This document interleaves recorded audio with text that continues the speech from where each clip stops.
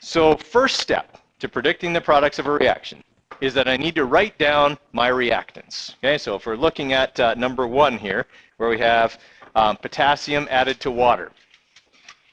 Okay, potassium is a metal, so it's not a special element, doesn't need any little numbers.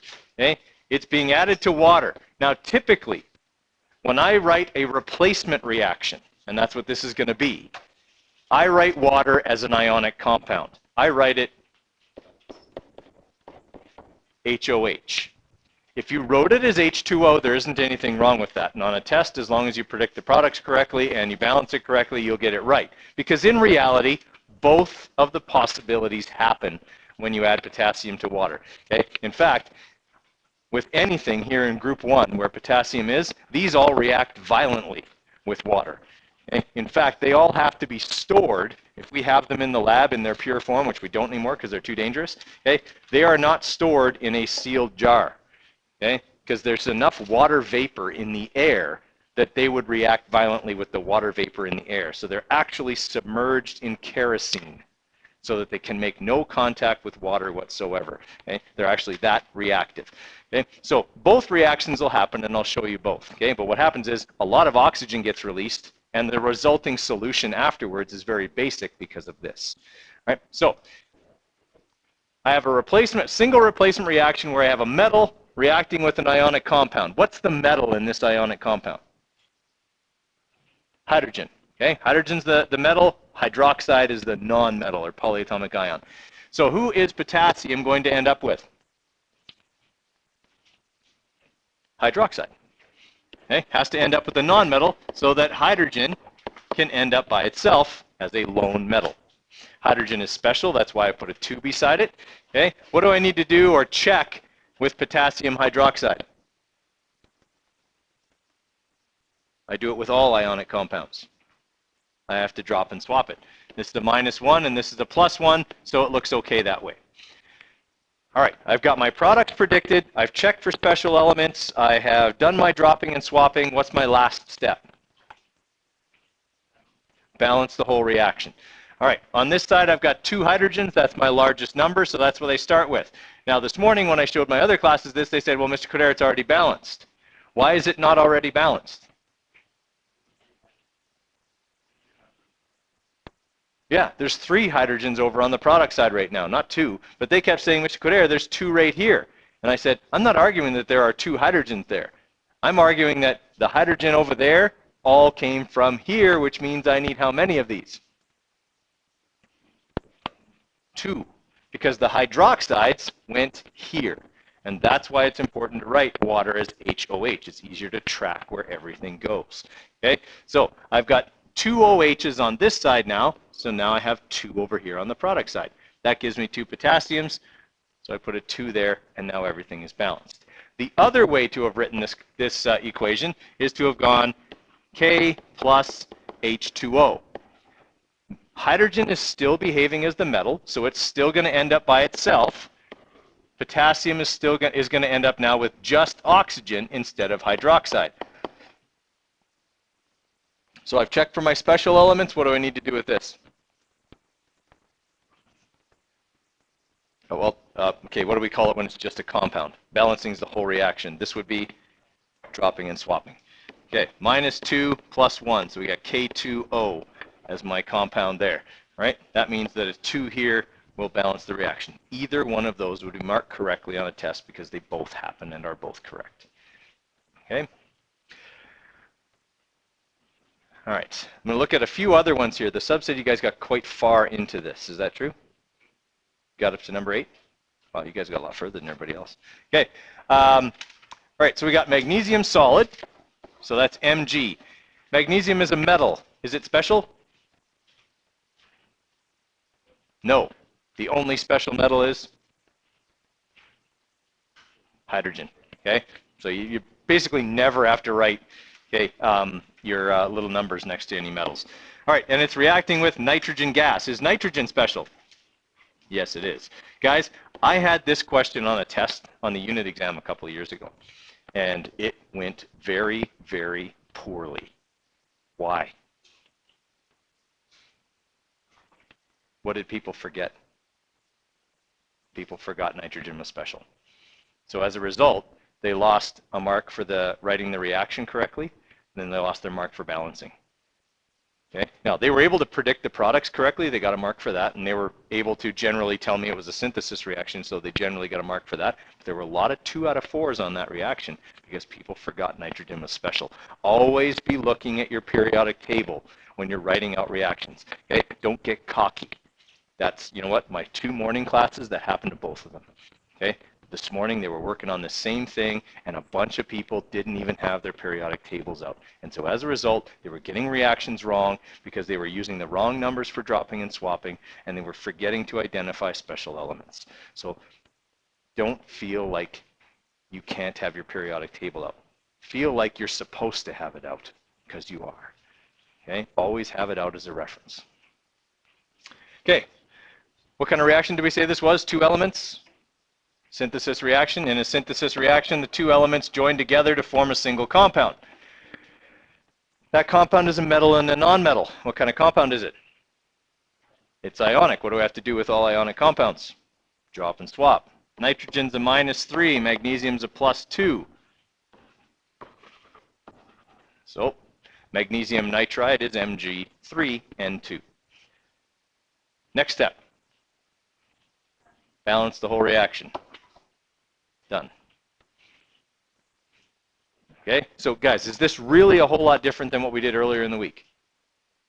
Not really, except that we're making up the products, but there's always a pattern to follow. Okay, the reason we need to practice it is so that we get the patterns stuck in our heads. Okay, in a double replacement reaction, I always do this. In a single replacement reaction, I always do this. Okay, just so we get those patterns going, and then it becomes automatic. Okay, let's look at number 4 here, and then I'll let you guys try a few on the other side.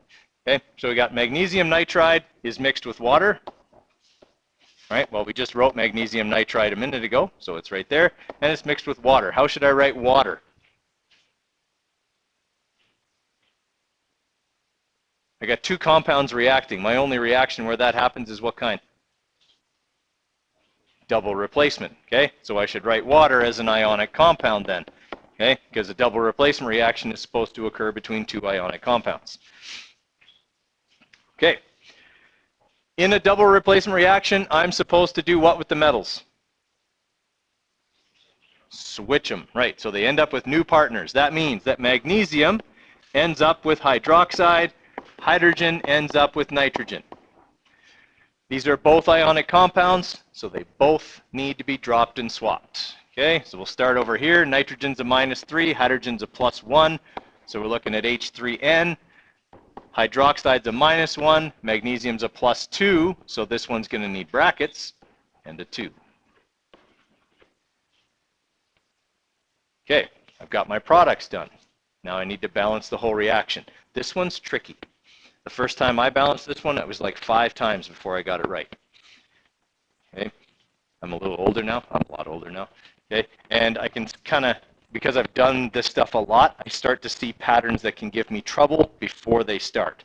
Okay, and right now, the pattern I see has to do with hydrogen and hydroxide. On this side, one is even and one is odd. Over here, they're the same number, 1. Is that a problem? I'm going to have a hard time balancing them if I start with hydrogen first, even though it's a 3. However, I have another element in here that is also a 3, and we're supposed to start with the largest number.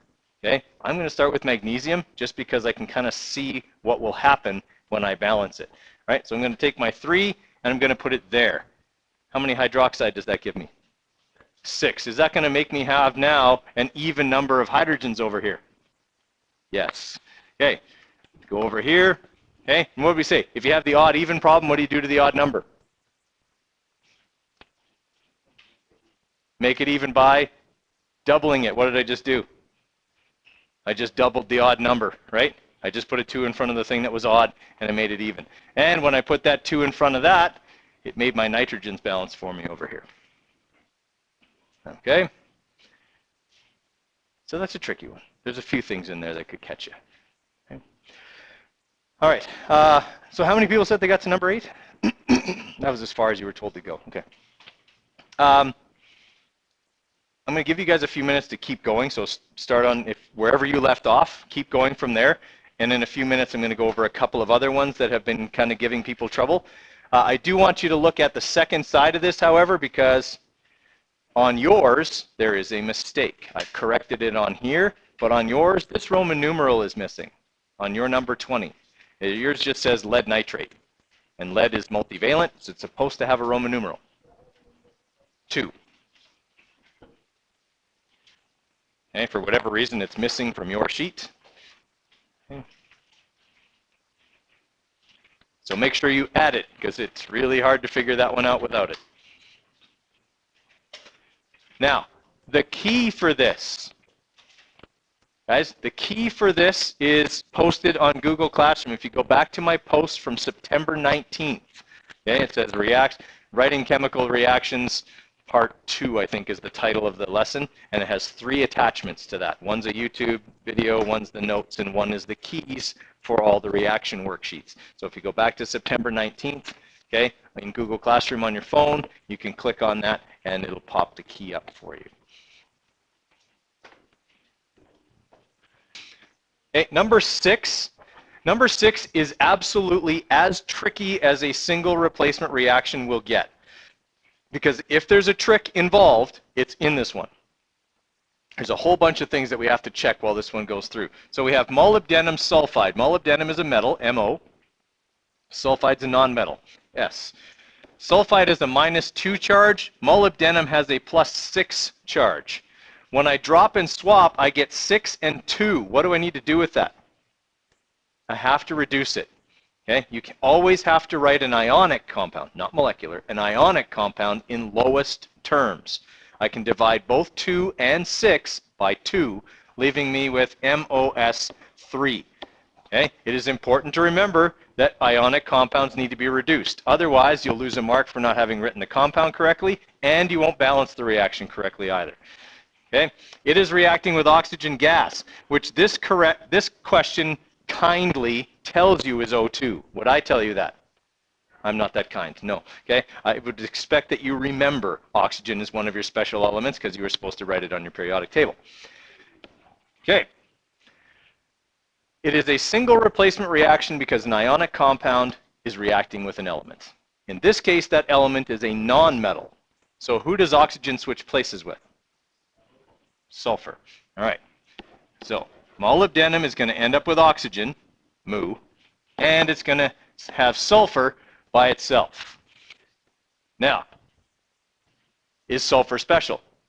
Yes, this is one of the checks that we have to do, right? We have to check for special elements. Sulfur is one of them. Okay, this is an ionic compound, so it needs to be dropped and swapped. It has the same issue molybdenum sulfide has. It'll have to be reduced after I drop the 6 and 2 to 1 and 3. Now the balancing. I've got big numbers. Which one should I balance first? Sulfur. Always start with the biggest number. Sulfur's an 8. Okay. So now I've got an 8 over here. What do I need to put over there? What's the lowest common multiple of 8 and 3? 24. 8 times 3. So this needs to have a 3 in front of it. Okay. Now I have 24 sulfurs on each side. When I put the 8 in front of molybdenum sulfide, it gave me 8 molybdenum. So I got to go over here and make sure that they are balanced. When I put that 8 there, it gives me 24 oxygens. What needs to go in front of oxygen over here? A 12. Anytime we have big numbers, we should check to see if they can be reduced. There is no number that will divide evenly into 8, 12, and 3. So I have to leave it as 8, 12, 8, 3. I can't make those numbers smaller. Okay? Everybody follow there. All right, so that one basically has every single check in it that you have to check. Okay? There's special elements, swapping and dropping, okay? Big numbers for balancing, right? All of that stuff is in that one. Reducing an ionic compound. Okay, I also want to go over number 7 because number 7 gave people a lot of trouble in my other 2 classes for this reason.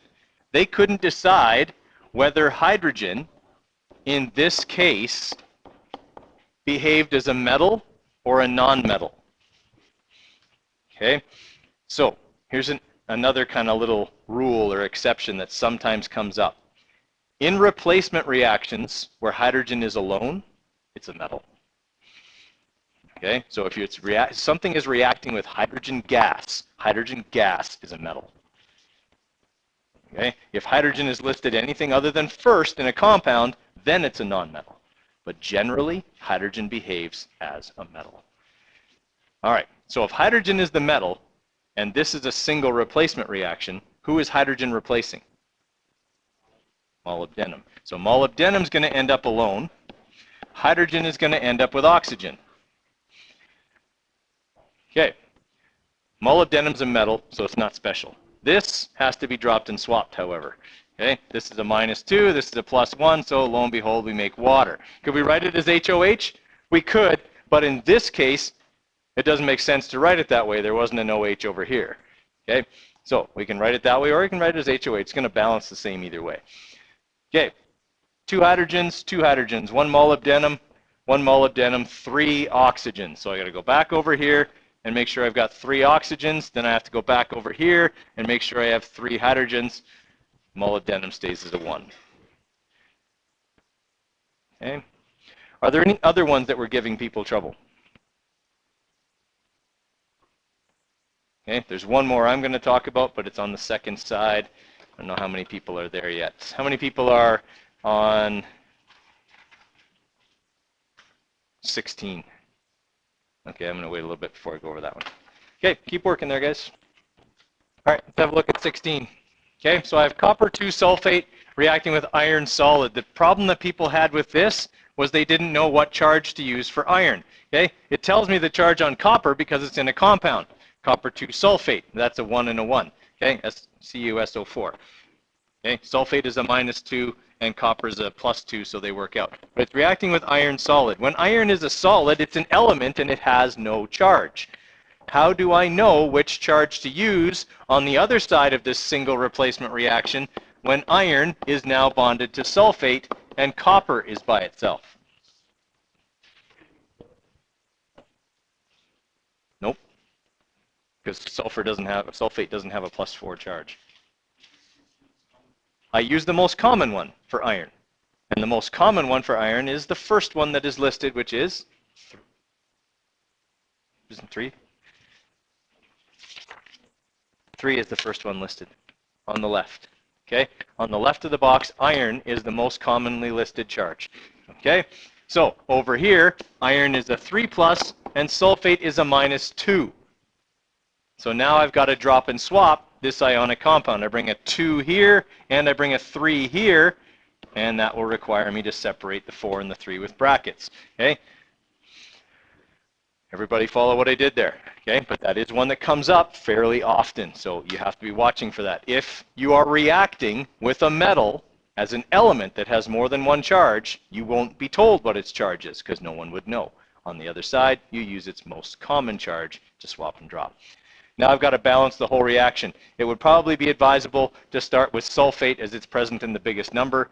Okay, so I put a 3 here to balance sulfate, a 3 here to balance copper, and a 2 here to balance iron.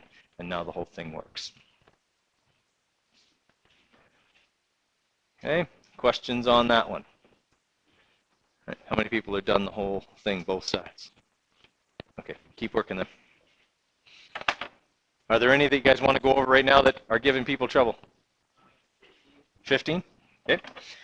So I've got zinc oxide, Zn. Z's a plus, or Zn's a plus. Oxide is a -2, so they're +2 and -2, so that one drops and swapped is just ZNO. Okay, is reacting with hydrogen chloride, HCl. Okay, what kind of reaction starts with 2 ionic compounds? Double replacement. Okay. Zinc's a metal, hydrogen's a metal. Right? Listed first in an ionic compound, behaves as a metal. So I'm switching those. So zinc ends up with chlorine. Hydrogen ends up with oxygen.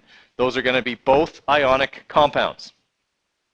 So what I need to do, okay, is drop and swap. So that's going to be H2O, and this one is going to be ZnCl2, okay, because zinc's +2 and chlorine's a -1. All right, guys, if balancing is the thing that is giving you trouble, like you've just kept going over something, your numbers just keep getting bigger and bigger and bigger, what have you probably messed up somewhere?